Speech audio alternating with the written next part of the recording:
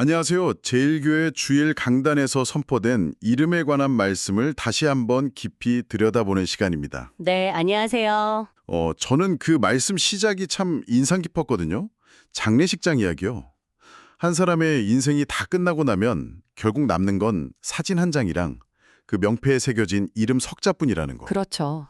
그 이름 안에 그 사람의 모든 인생이 담겨 있다고 생각하니까 그럼 내 이름은 어떻게 기억될까? 이런 생각이 절로 들더라고요. 맞아요. 근데 그게 그냥 사람들 사이에서 어떻게 기억될까? 뭐 이런 문제에 넘어서는 거죠.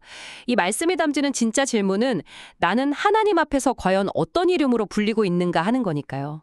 맞습니다. 그래서 오늘 저희가 이 이름이라는 키워드를 가지고 창세기부터 시작해서 우리에게 주어진 그 이름까지 한번 쭉 따라가 보려고 합니다. 좋습니다. 그럼 창세기의 첫 이름, 아담 이야기부터 시작해 볼까요? 저는 자료 보면서 진짜 흥미로웠던 게 성경이 처음부터 아담을 아담이라는 고유명사로 부르지 않았다는 점이었어요. 네네. 그냥 그 사람, 너맨 이렇게 불렀다는 거잖아요. 바로 그 지점입니다. 이게 그냥 뭐 번역의 차이 같지만 사실 엄청난 의미라 담겨 있거든요. 창세기 2장 19절에 가서야 아담이란 호칭이 나오는데 하나님이 자, 내 이름은 아담이다 이렇게 직접 지어주시는 장면이 없어요. 정말 그러네요. 그래서 NIV 같은 성경은 이걸 고유명사로 안 보고 계속 그 사람으로 번역을 하죠. 그럼 이게 왜 중요한 건가요? 아담이라는 이름이 처음부터 딱 주어진 명찰이 아니라 하나님과의 관계 속에서 서서히 만들어진 정체성이었다는 걸 보여주기 때문이에요. 관계 속에서 만들어진 정체성이라 그래서 아담이 다른 생물들 이름을 지어주는 장면이 중요하군요. 그렇죠. 창세기 2장 19절 말씀이 이렇습니다. 여호와 하나님이 흙으로 각종 들짐승과 공중의 각종 새를 지으시고 아담이 무엇이라고 부르나 보시려고 그것들을 그에게로 이끌어 가시니 아담이 각 생물을 부르는 것이 곧 그 이름이 되었더라. 네, 보통 이걸 그냥 세상을 다스리는 권한을 줬다 이렇게만 생각하기 쉽잖아요. 저도 그렇게만 생각했어요. 근데 이 말씀은 더 깊은 차원을 보여줘요. 이름을 짓는다는 행위의 진짜 의미는 소유나 지배가 아니라 관계 맺기라는 거죠. 어떤 대상의 이름을 알려면 오랫동안 관심 있게 지켜보고 그 본질을 이해하고 교감해야 하잖아요. 그렇죠. 하나님이 아담에게 이걸 맡기신 건 내가 너를 이렇게 깊이 들여다보는 것처럼 너도 이 세상과 깊은 관계를 맺으렴 뭐랄까 초대의 메시지였을 겁니다. 그러고 보니 설교에 나왔던 일화가 딱 떠오르네요. 네네. 갓 태어난 손주 이름 지어주시려고 할아버지가 병원에 와서 한참 동안 아이 얼굴만 들여다보셨던 이야기요. 맞아요. 바로 그거죠. 그 이름 한 글자에 정말 수많은 사랑과 기대가 담겨 있는 거잖아요. 하나님 마음이 바로 그런 거였겠군요. 정확합니다. 에덴 동산에서 하나님은 아담과 계속 소통하셨어요. 동산을 지키라 하시고 선악과에 대해 경고하시고 또 외로워 보이니까 돕는 배필도 지어주시고 네. 이 모든 교감의 과정이 바로 그 사람을 아담이라는 고유한 인격체로 불러주시는 과정이었던 셈이죠. 와, 이름의 본래 의미가 정말 아름답네요. 하지만 우리 모두 알다시피 이 완벽했던 관계가 깨지잖아요. 네. 그리고 이 말씀은 이름의 의미가 죄 때문에 어떻게 180도 뒤틀리는지를 보여주는데 그 첫 번째 증거로 아담이 아내의 이름을 짓는 장면을 딱 짚어주시더라고요. 네, 맞습니다. 솔직히 저는 그 장면을 읽으면서 한 번도 이상하다고 생각해 본 적이 없거든요. 그냥 자연스러워 보였는데 이게 어떻게 변질의 증거가 될 수 있는 거죠? 그게 바로 우리가 성경을 그냥 무심코 읽을 때 놓치기 쉬운 부분이에요. 선악과를 먹기 전에 아담이 처음 그녀를 만났을 때 뭐라고 불렀는지 기억하세요? 이는 내 뼈 중에 뼈요 살 중에 살이라 하면서 여자라고 불렀죠. 그렇죠. 여자, 동등한 파트너에 대한 호칭이었어요. 그런데 죄를 짓고 난 직후인 3장 20절에서 그녀의 이름을 하와라고 짓습니다. 네, 아담이 그의 아내의 이름을 하와라 불렀으니 그는 모든 산자의 어머니가 됨이더라. 말씀만 보면 그냥 사실 기록 같죠? 네, 하지만 그 행동이 일어난 상황을 봐야 해요. 바로 직전에 아담이 뭐라고 했죠? 하나님이 주신 저 여자가 줘서 먹었습니다 하면서 모든 책임을 아내랑 하나님한테 넣어넘겼잖아요. 그 분노와 원망, 두려움이 가득한 상태에서 한 첫 행동이 바로 아내의 이름을 지어준 거예요. 와, 소름 돋네요. 이건 더 이상 관계의 이름이 아니에요. 너는 나를 벌받게 만든 존재다 라고 규정하고 상대를 자기 아래에 두려는 지배와 통제의 이름 지킨 거죠. 이제 완전히 연결이 되네요. 아름다운 관계의 상징이었던 이름 짓기가 관계가 깨지자마자 상대를 지배하는 수단으로 전락해버린 거군요. 맞습니다. 그리고 이 왜곡된 욕망이 인류 전체로 퍼져나간 게 바로 바벨탑 이야기고요. 우리 이름을 내고 흩어짐을 면하자. 네. 창세기 11장 4절이 정확하게 그 동기를 보여주죠.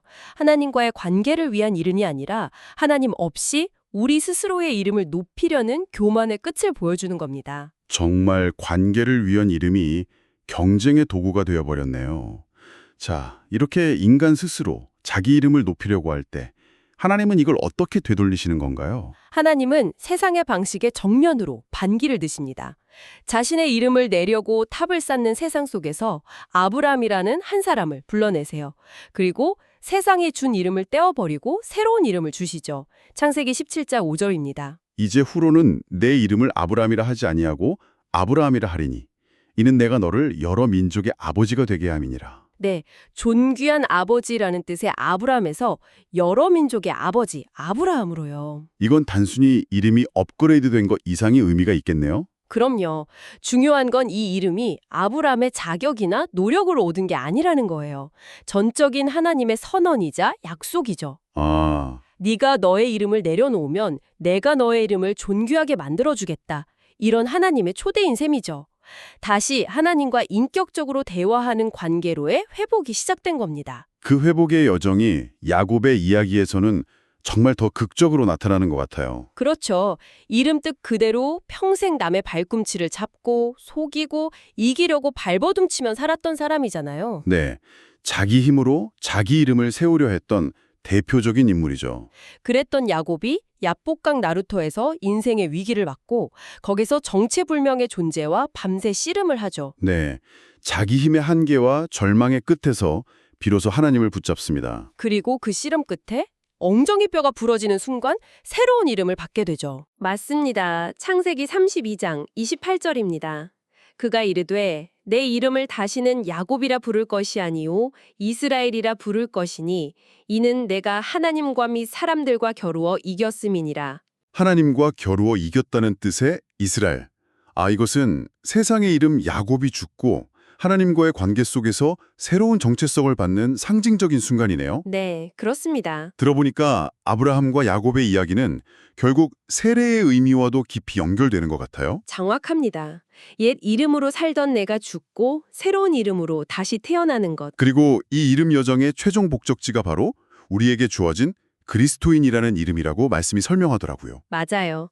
사도행전 11장 26절에 제자들이 안디옥에서 비로소 그리스도인이라 일컬음을 받게 되었더라라는 구절이 나오죠. 그리스도에게 속한 사람. 네, 이 이름은 앞서 살펴본 모든 이름의 완성이자 결정체입니다. 우리가 그리스도인이라고 불린다는 것이 구체적으로 어떤 의미일까요? 왜 이게 그렇게 중요한 거죠? 그건 우리가 더 이상 바벨탑을 쌓던 사람들처럼 하나님과 같아지려는 존재가 아니라는 뜻이에요.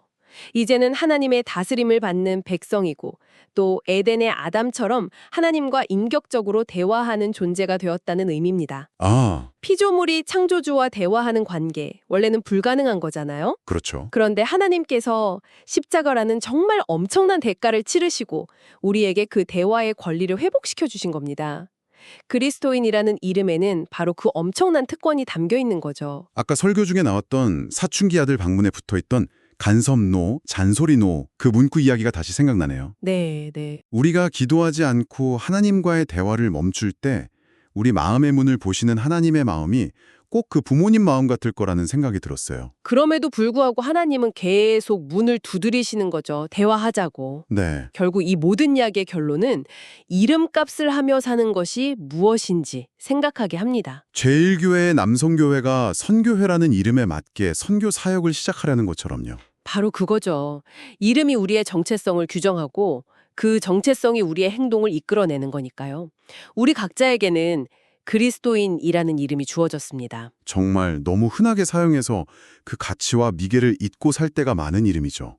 하지만 오늘 이야기를 쭉 되짚어 보니까 그 이름 안에 아담의 관계, 아브라함의 약속, 이스라엘의 씨름, 그리고 예수 그리스도의 피값이 전부 담겨 있네요. 맞습니다.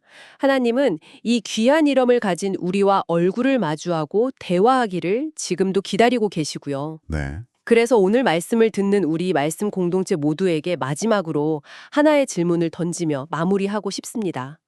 이번 한 주를 살아가는 동안 누군가 여러분의 이름을 부를 때마다 그와 동시에 하나님께서 주신 이름, 그리스도인을 함께 떠올려 보면 어떨까요? 그 이름의 무게와 가치를 의식할 때 우리의 말과 행동, 그리고 삶의 선택은 어떻게 달라질 수 있을까요? 어쩌면 그 작은 의식의 변화가 닫혔던 대화의 문을 다시 여는 시작이 될지도 모릅니다.